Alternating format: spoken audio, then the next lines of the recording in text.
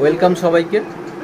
তো আজ তোমরা যারা ওয়াটার কালার করো, তো তোমাদের আমি একটা জিনিস আজকে শিখিয়ে দেবো।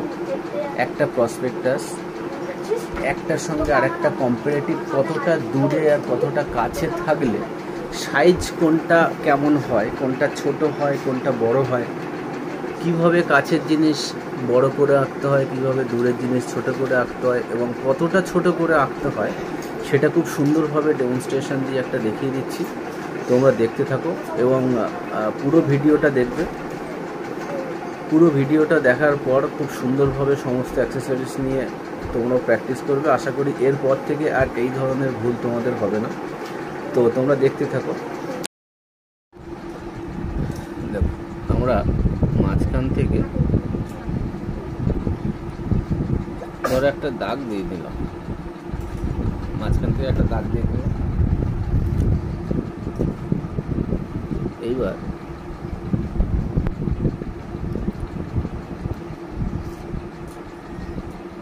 ধরো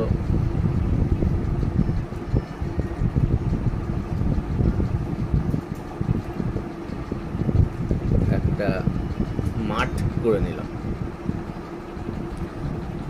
এবার মাঠের উপরটা যে জায়গাটায় এরকম উঁচু আছে, এই জায়গাটা তো নিচু, এখান থেকে এইটা এতটা নিচু, বোঝা যাচ্ছে? এটা এইখানে আমরা একটা ঘর করব। এটা অনেকটা দূরে, দেখো সাইজটা সেই অনুযায়ী একটা ছোট ঘর করে দিলাম।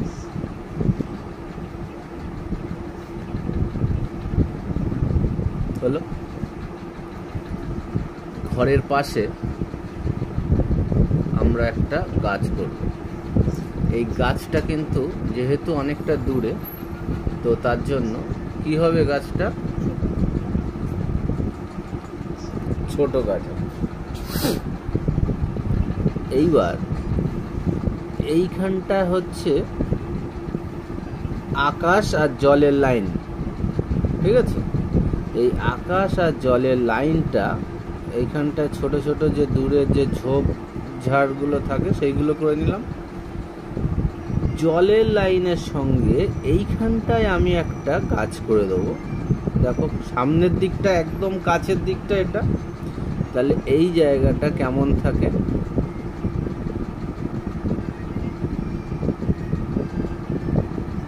বড় গাছ থাকে, তাই তো? এইবার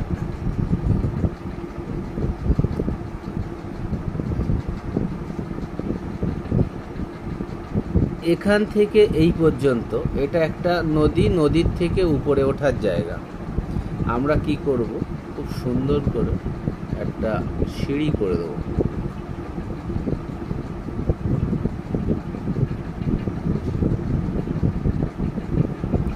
হলো। এইখানে একটা বোট করে দেবো।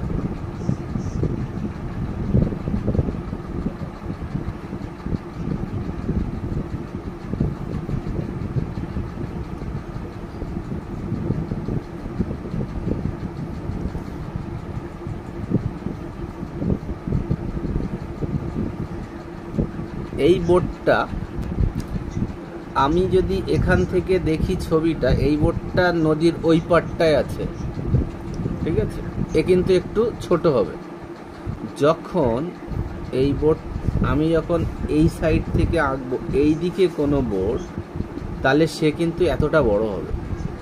এবার আমি এখান থেকে ফুল স্কেপে বোর্ড আঁকবো না, আমি আঁকবো ধরো এদিক থেকে এদিকে আসছে, তো তার জন্য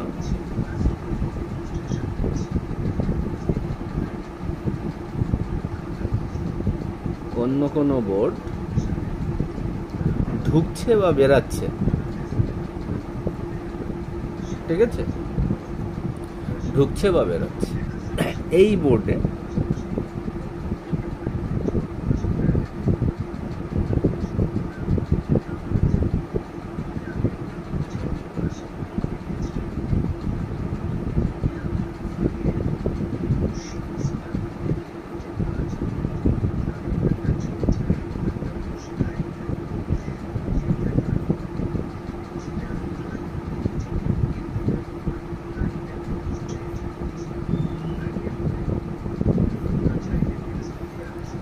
এ বাঁশ নিয়ে ঠেলছে, ঠিক আছে। এ যেহেতু একদম সামনে আছে, এ ফিগারটা একটু বড় হবে, বোটটা অনেকটা বড় হবে।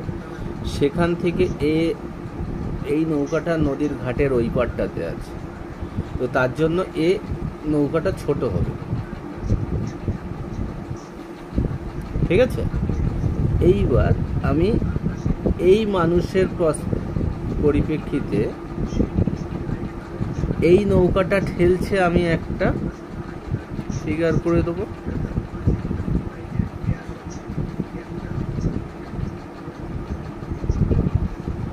ঠিক আছে, নদীর যেহেতু এপারে আর ওপারে এর ডিস্টেন্সটা অনেক বেশি।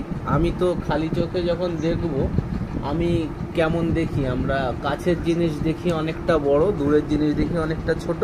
তো আঁকার ক্ষেত্রেও এরকম রিয়েলিটি ব্যাপারটা থাকবে, ঠিক আছে। তো আমার একদম সিম্পল সিনারি হয়ে গেল।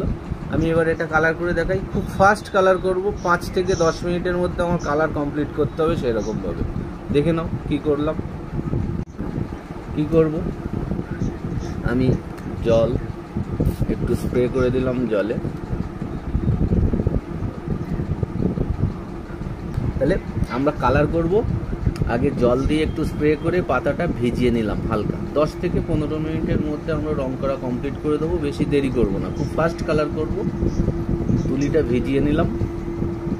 আকাশটা যেহেতু আগে রং করতে হবে, খুব অল্প করে লাইট স্কাই ব্লু, যেটা কোবাল্ট ব্লু,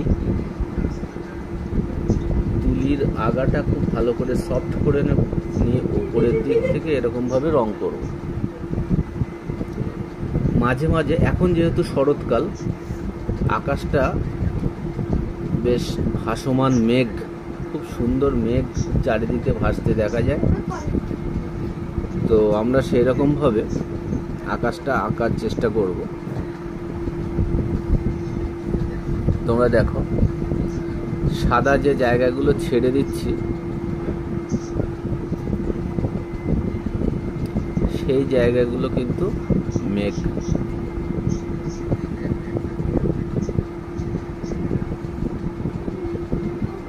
খুব ফাস্ট কালার করতে হবে, এরকম দেখে মনে হবে যেন এডিট করা, ফাস্ট ফরওয়ার্ড করা, স্লো না। ব্রাশ খুব স্মুথলি ধরবো, ধরে এরকম ফাস্ট কালার করব। একটু একটু কালার নেব ভালো করে। আর আমরা সাধারণত মপ ব্রাশ ব্যবহার করব, যেটাতে অনেকটা জল ধরে রাখতে পারে। ড্রয়িংটা দেখে মনে হবে যেন এক্সপার্ট হাতের ড্রয়িং, সেরকমভাবে কালার করতে হবে। দেখো, আমি এখনো সাদা রং ইউজ করিনি, সাদা জায়গাগুলো ছেড়ে ছেড়ে রেখেছি হালকা হালকা, মনে হচ্ছে বেশ মেঘ মেঘ। এই পোর্শনটা আমি শুকানোর জন্য একটু ছেড়ে দেবো, একটু শুকাবে, তারপর ওখানটায় আমি মেঘের কালারটা দেবো সাদা, ঠিক আছে। জলটা হয়ে গেল, আকাশটা হয়ে গেল, এবার জলের কালারটা করব। একই রকমভাবে জলের পোর্শনটা একটু ভিজিয়ে নেব। ভিজিয়ে নেওয়ার পর, যেহেতু আকাশটা খুব স্বচ্ছ আকাশ, তার রিফ্লেকশনটাই জলে পড়বে।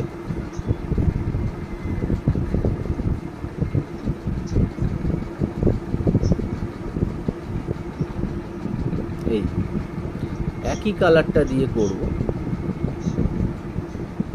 পাড়ের দিকটা সাধারণত একটু ডার্ক হয়, এটা দূরের পোর্শনটা, এই জায়গাটা একটু ডার্ক হবে। তারপর আর খুব একটা বেশি রং নেব না, নিয়ে মিলিয়ে দেবো।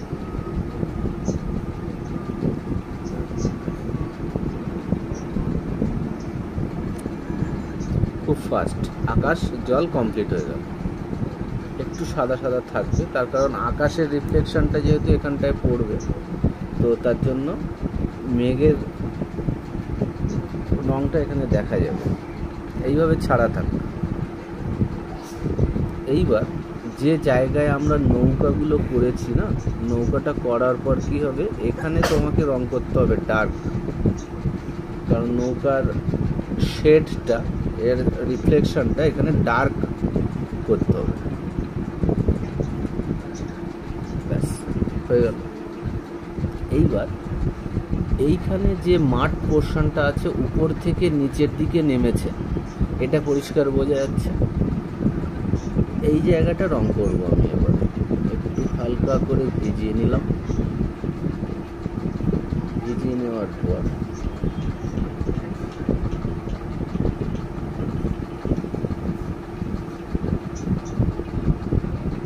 এই রংটা আমি, তুলিটা দেখো কিভাবে ইউজ করছি। তুলিটা উপর থেকে নিচের দিকে রং দিচ্ছি।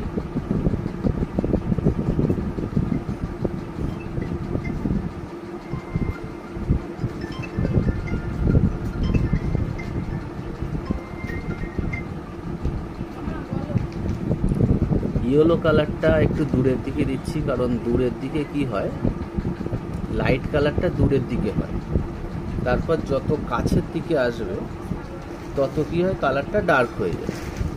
তো তার জন্য মিডিল পোর্শনের দিকে লাইট গ্রিন আর একদম কাছের দিকে এই ডার্ক গ্রিনটা দিয়ে দেবো।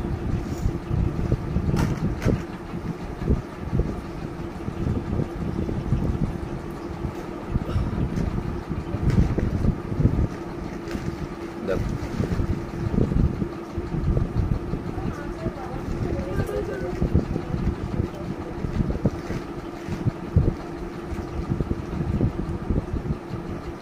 হলো, উপর থেকে নিচের দিকে যে জায়গাটা নেমেছে সেটা বোঝা যাচ্ছে, রংটা দেখে বোঝা যাচ্ছে। এইবার এই পোর্শনটা বাকি আছে।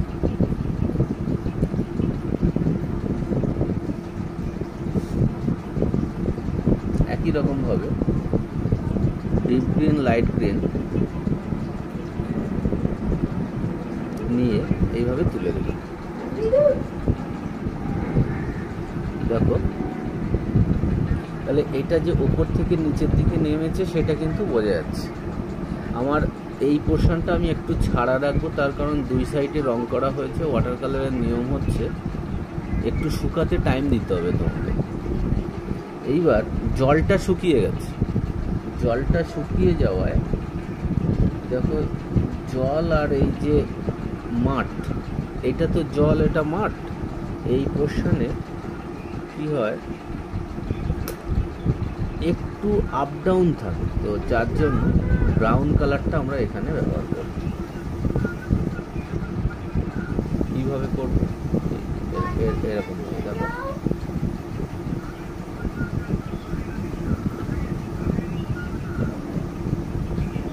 ব্রাউন কালারটা নেব,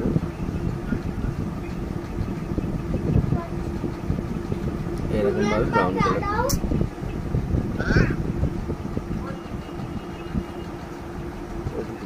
ব্রাউন কালারটা নিয়ে এখানে রংটা দিয়ে দিলাম।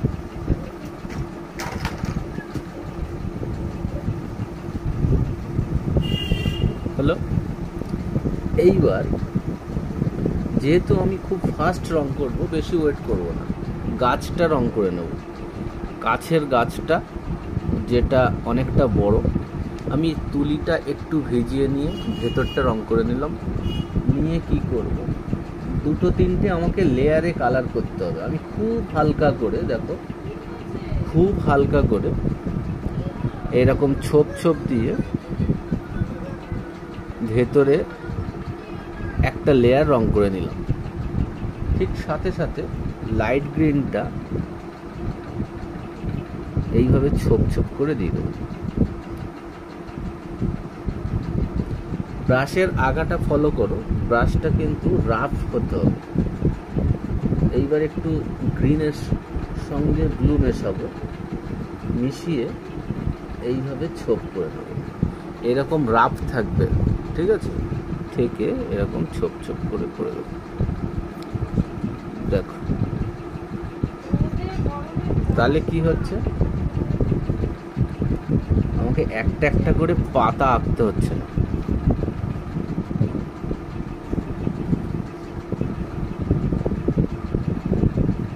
এইদিকে দেখো, আমি ব্লু কালারটা একটু নিয়ে নিলাম যাতে একটু ডার্ক লাইট ব্যাপারটা ভালো বোঝা যায়। ইয়েলোটা উপরের দিকে দিচ্ছি।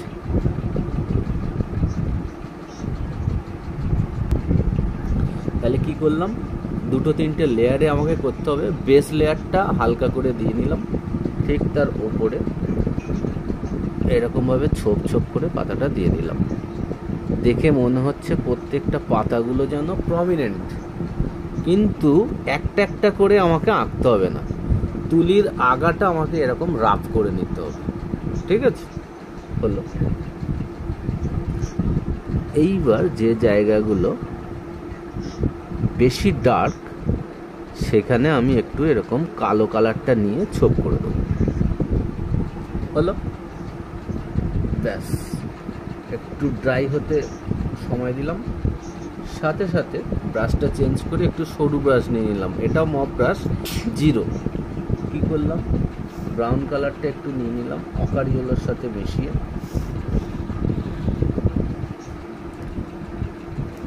গুড়িটা রং করে নিলাম।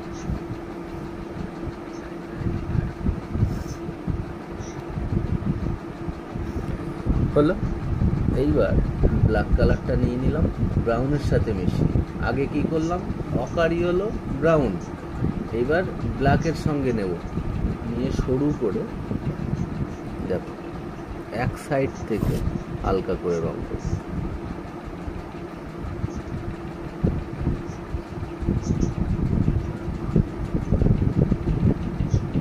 এইভাবে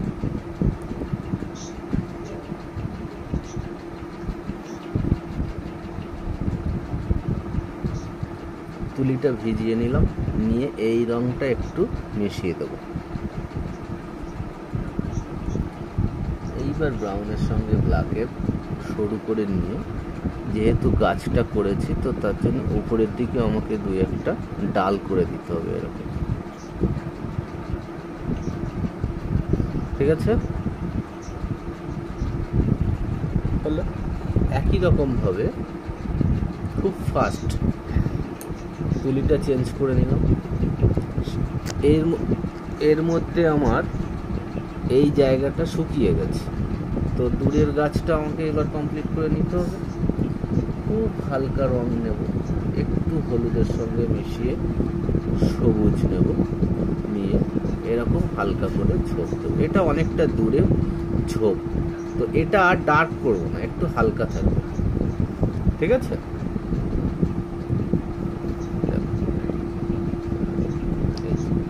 এইভাবে কুশির জায়গাটা করে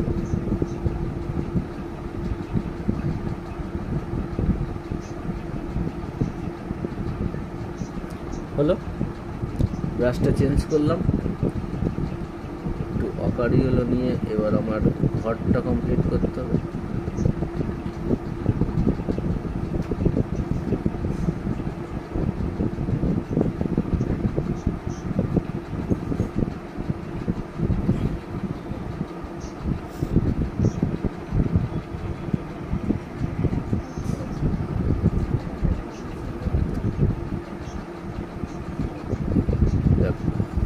সঙ্গে সঙ্গে সিঁড়িটাও করে নেব।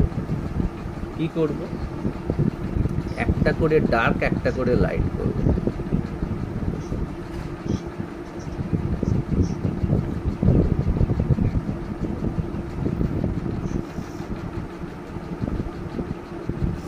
বুঝলে, সিঁড়িটা কমপ্লিট হয়ে গেল।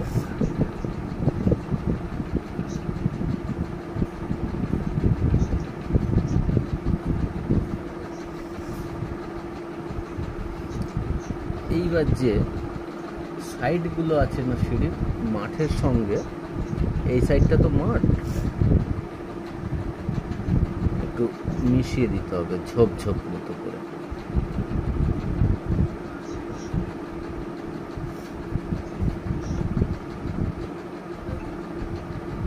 ব্যাস, যাতে মিশে থাকে।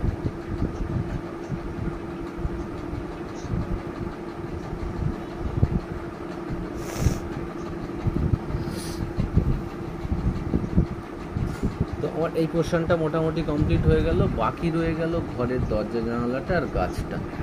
খুব ফাস্ট আমাকে কালার করতে হবে।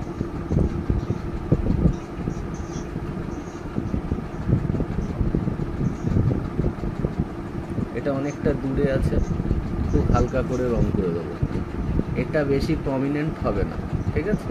এটা অনেকটা দূরে আছে, দূর থেকে বোঝা যাবে যে এটা একটা গাছ। এই গাছটা কাছে আছে, তো যার জন্য এর পাতাগুলো প্রমিনেন্ট, গুঁড়িটা অনেকটা প্রমিনেন্ট, ঠিক আছে? এটা অনেকটা দূরে আছে, শুধু বোঝা যাবে যে একটা বুশি, একটা ভাব ঝোপ, একটা ঝাড়, তার জন্য অতটা প্রমিনেন্ট হবে না।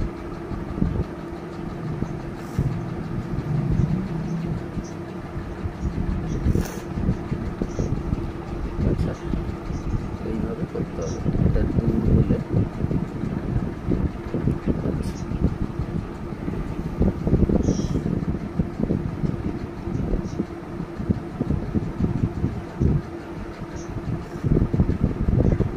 এইভাবে তুলি দিয়ে একটু দূরে দাগটা টেনে দিলাম।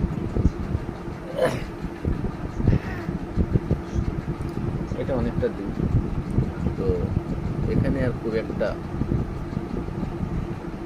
শেড করার দরকার নেই, অল্প শেড একটু থাকবে, যেহেতু একটা উপরে জিনিস আছে, তো তার জন্য একটু শেড শেড ভাব, একটু ডার্ক ভাব একটু করবে। এইবার প্রায় সিনারি কমপ্লিট। এইখানে যে নৌকাটা আছে,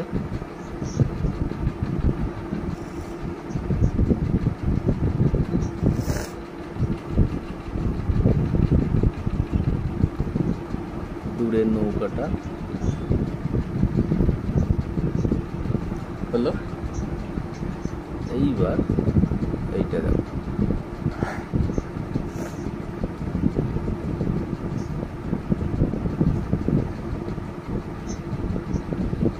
এটা কাছে, তাই তো? তো তার জন্য গাছের কালারটা একটু প্রমিনেন্ট হবে।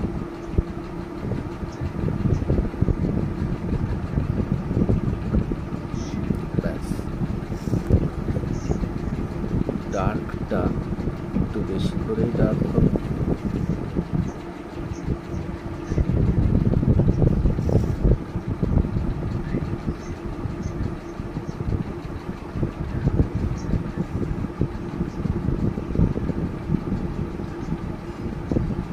ঠিক আছে? এখানে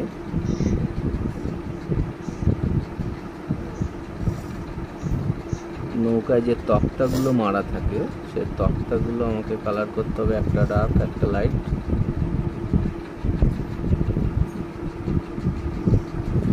হলো। এইবার এই নৌকাটার রিফ্লেকশনটা বলেছি জলে পড়বে, তার জন্য এখানে ডার্ক কালার দিয়েছিলাম প্রথমে। এর শেডটা আমাকে এইখানটা একটু ডার্ক ব্লু দিয়ে করে দিতে হবে, ঠিক আছে? একই রকম ভাবে এই ডার্ক ব্লুটা ওই পারে ঠিক গাছের নিচটা দেব, আর এই নৌকার নিচটা অল্প অল্প দেব।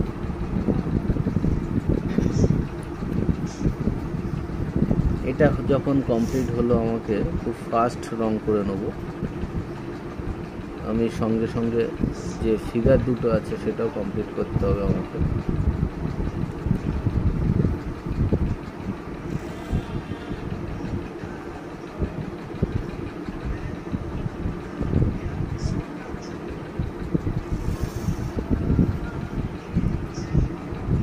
তো একটু ব্রাউনের সাথে অকারি হলো দিয়ে আমি হাত পাটা আগে রং করে নিলাম।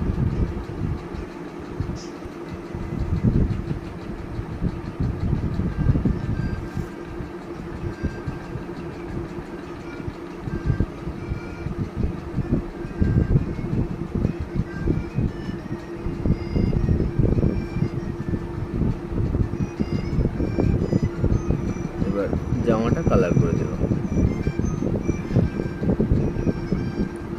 এইবার সাধারণত ধুতি বা লুঙ্গি এই জাতীয় কিছু পরে থাকে, ভাঁজ করা আছে সেটা বোঝাই যাচ্ছে।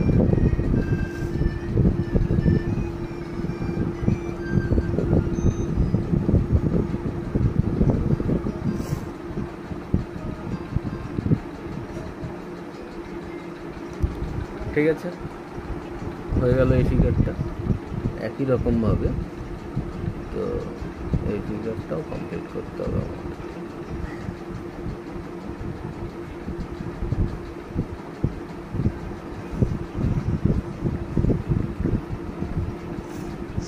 এটা অনেকটা দূরে আছে, এটা খুব একটা প্রমিনেন্ট হলো না, একটু হালকায় থেকে গেল। হাতে একটা করে লাঠি রাখা আছে, তার কারণ নৌকাটা ঠেলছেও। এই নৌকাটাও ঠেলছে বা চালাচ্ছে যে,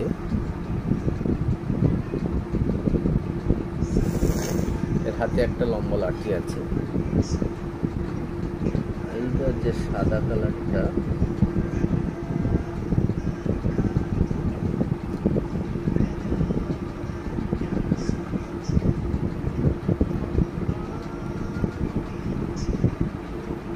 এইভাবে দিয়ে দেবো। ছবি মোটামুটি কমপ্লিট হয়ে গেল আমার, কিচ্ছু বাকি থাকলো না, ছবি পুরো কমপ্লিট। শুধু নৌকার এই সাইডে একটু ডার্ক কালারটা দিতে হবে, এইভাবে একটা কাট মারা থাকে, ঠিক আছে। এইবার সবার শেষে দুটো একটা পাখি করে দেবো, এরকম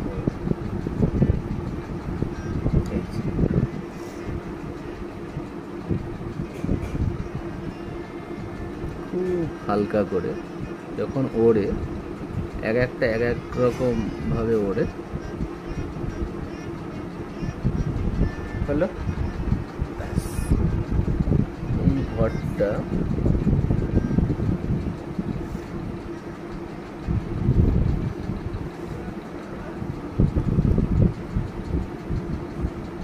কোনো একটা মানুষ এই সিঁড়ি দিয়ে উঠছে। তো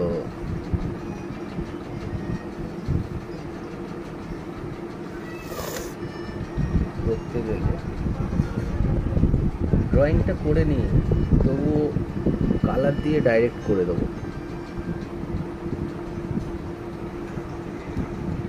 ঠিক আছে।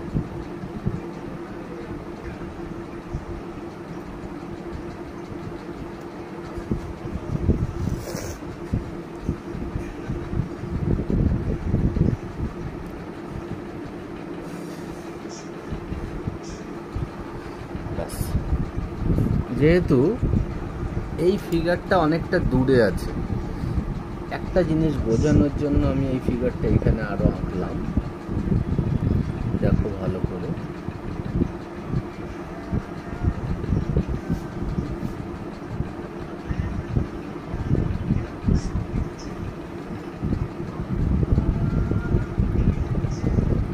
তিনটে ফিগার আছে এই সিনারিটা, তিনটে ফিগার আছে।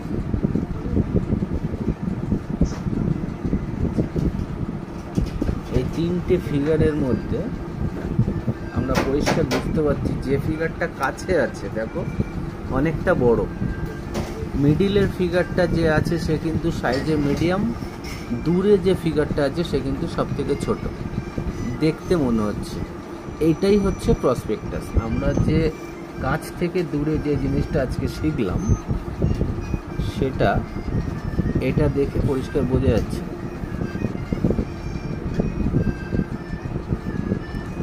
এইবার বলো বুঝতে পারলে কি?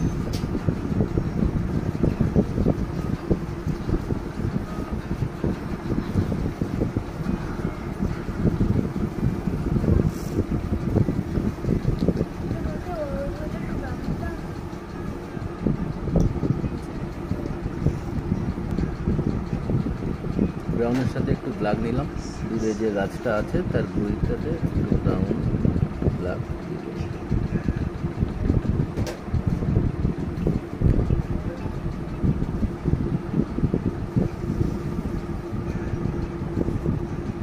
একটু বুশিনেসটা বোঝা গেল।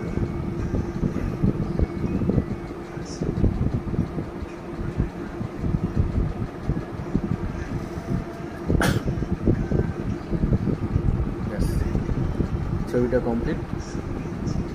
তো মনে হয় তোমাদের বুঝতে কোনো অসুবিধা হয়নি। তো এইভাবে প্র্যাকটিস করো, কাছের জিনিসের সঙ্গে দূরের জিনিসের যে তফাৎটা খুব সুন্দরভাবে বুঝে গেলে